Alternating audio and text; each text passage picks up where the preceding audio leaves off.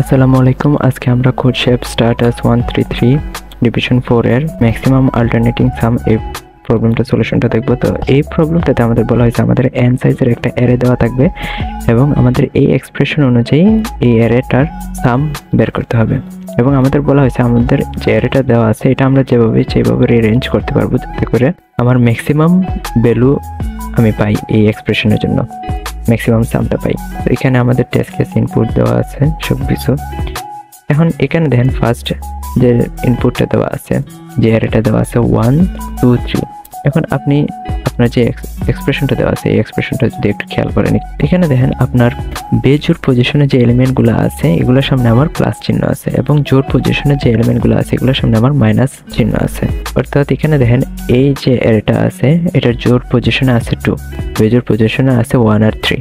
এই জিনিসটা যদি আমরা যেভাবে দেওয়া আছে ছোট থেকে বড় এই অর্ডারে যদি রাখি, আমি আমার যে এক্সপ্রেশনটা দেওয়া আছে ওই এক্সপ্রেশন অনুযায়ী আমি এগুলোর সাম বের করি, তাহলে আমার সামটা কি বের হয়? এখানে দেন 1 দেন -2 দেন +3 ইজ ইকুয়াল টু 2।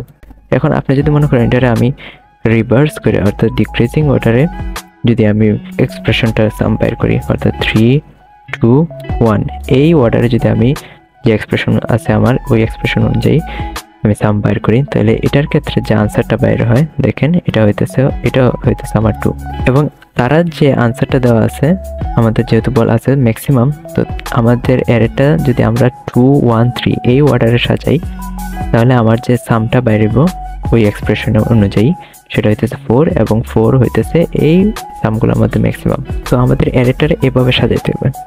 এখন আপনি যদি এখানে দেন পরের টেস্ট কেসে তো সবগুলোই সেম নাম্বার, তো প্লাস মাইনাস করে সব কিছু 0 হয়ে যেতেছে। এর পরের যে আপনার অ্যারেটা দেওয়া আছে এটার ক্ষেত্রে যদি দেখেন তারা অ্যারেটারে এভাবে সাজাইছে 4, তো এখানে দেখেন তারা যে সাউন্ডটা বাড়িয়েছে এটা 13 ম্যাক্সিমাম পসিবল। তো এই অ্যারেটার যে তারা যে অর্ডারে সাজাইছে এখানে একটা জিনিস আপনি লক্ষ্য করেন, বেজোড় পজিশনে যে নাম্বারগুলো আছে আমার এগুলা কিন্তু আমার এই অ্যারেটার মধ্যে ম্যাক্সিমাম যে ভ্যালুগুলো আছে এগুলা, ঠিক আছে। এবং আমার জোড় পজিশনে যে এলিমেন্টগুলো আছে এগুলো হইতেছে আমার মিনিমাম যে ভ্যালুগুলো আছে এই অ্যারের মধ্যে। অর্থাৎ আমরা এটা থেকে এই কনক্লুশনে আসতে পারি যে আমার ম্যাক্সিমাম যে ভ্যালুগুলো থাকবে এগুলা আমার যেন বেজোড় পজিশনে থাকে যাতে করে আমার এগুলো অ্যাড করা হয়।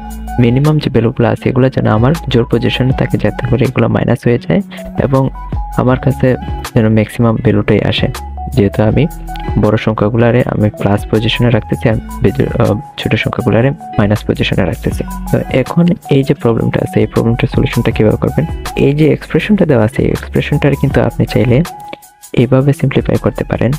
দেখেন এখানে বেজোড় সংখ্যা যেগুলো আছে এগুলার যোগফল থেকে যদি আমি জোড় পজিশনে যে এলিমেন্টগুলো আছে এগুলার যোগফল বিয়োগ দিই তাহলে আমার যে আনসারটা বেরোবে এটা হইতেছে আমার ম্যাক্সিমাম পসিবল ভ্যালু। এই এক্সপ্রেশন অনুযায়ী এটারে আমি সিম্পলিফাই করলে এরকমটা হয়। তো আমরা এটাই আমাদের কোডে ইমপ্লিমেন্ট করব। এখানে কোডটা দেখেন আমরা সবকিছু ইনপুট নিছি, নেওয়ার পরে আমাদের অ্যারে যেটা আছে এটা সর্ট করে দিছি এবং দুইটা ভেরিয়েবল আমরা ডিক্লেয়ার করছি। একটা হইতেছে আমার ম্যাক্সিমাম ভ্যালু যেগুলো আছে এগুলার সাম এবং একটা হইতেছে মিনিমাম যে ভ্যালু আছে এগুলার সাম। এবং লাস্টে আমরা এই ম্যাক্সিমাম ভ্যালু থেকে মিনিমাম ভ্যালু যেটা আছে এটা মাইনাস করে দিছি, তাহলে আমার আনসারটা হয়ে যেতেছে। এখন আমরা ম্যাক্সিমাম বা মিনিমাম ভ্যালু একটা লুপ দিয়ে বের করতেছি, 0 থেকে n পর্যন্ত চালাইতেছি লুপটা এবং একটা ইফ এলস স্ট্রাকচার ব্যবহার করতেছি যেটাতে আমরা দেখাইতেছি যে i এর মানটা যদি আমার n এর মানের অর্ধেক হয়, অর্ধেকের থেকে ছোট হয়, সেক্ষেত্রে আমরা অ্যারের যে এলিমেন্টটা আছে এটা আমাদের মিনিমাম এলিমেন্টের যোগফলের জন্য যে ভেরিয়েবলটা আমরা ডিক্লেয়ার করছিলাম ওইটাতে আমরা অ্যাড করব। আর বাদ বাকি কেসে আমরা ম্যাক্সিমাম ভ্যালুর জন্য যে ভেরিয়েবলটা ডিক্লেয়ার করছিলাম সেটাতে আমরা অ্যাড করব। তো এইভাবে করলে আপনার প্রবলেমটা সলিউশনটা হয়ে যেতেছে।